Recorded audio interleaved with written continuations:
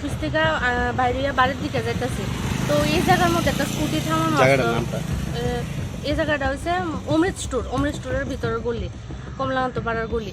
তো আমার বাড়ি হচ্ছে গ্যাসের এজেন্সির উল্টা সাইডে আমার বাড়ি। তো আমি এদিক দিয়ে যাইতেছিলাম, এখানে একটা স্কুটি থামাই না আসলাম, জানি কি ভাবতে বলতে এরকমভাবে হাইটটা ওই জায়গা অব্দি গেছি বলদা একটা বাইক লিয়ে একটা ছেলে আছে, ফুল হেলমেট পরা, গ্লাস নামানো না, গ্লাসটা উঠাই নাই, মুখটা ঢাকায় না, ফুল হেলমেট পরা, হলুদ কালার একটা টি শার্ট পরে নাছিল।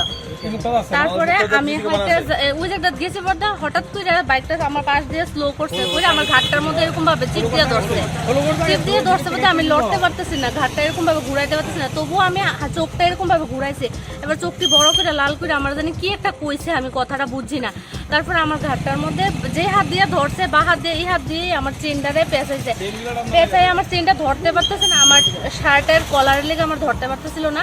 তারপর আমার শার্টের কলারটা এরকম ভাবে টান দিছে, তাই না, টান দিয়ে সে চেনটা এরকম ভাবে খাবলা দিয়ে চেনটা লইয়া হাতটা এরকম সোজা করে আমার চেনটা তাই না হাতে ভাবে ঝুলতেছে, এই জায়গাটা দিয়া তাই না টান করে গেছে গা।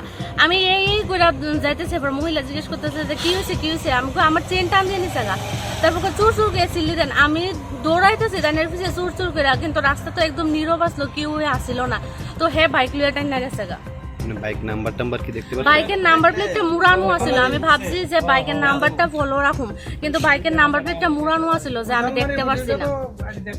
থানায় কি কমপ্লেইন করছেন? থানায় আমি জিবি আউটপোস্টে গিয়ে কালকে কমপ্লেন করছি। আরো এরকম ঘটনা কালকে আরো 2টা হয়েছে। তো আমরা সাথে আরেকজন আইছে, আয়া কমপ্লেন করছে। তো তারা কমপ্লেন বলতে কোনো রাখছে না, লিখিত কিছু রাখছে না, শুধু আমার নাম, অ্যাড্রেস আর কোনখানে ঘটনাটা হয়েছে ওইটা লিখা রাখছে।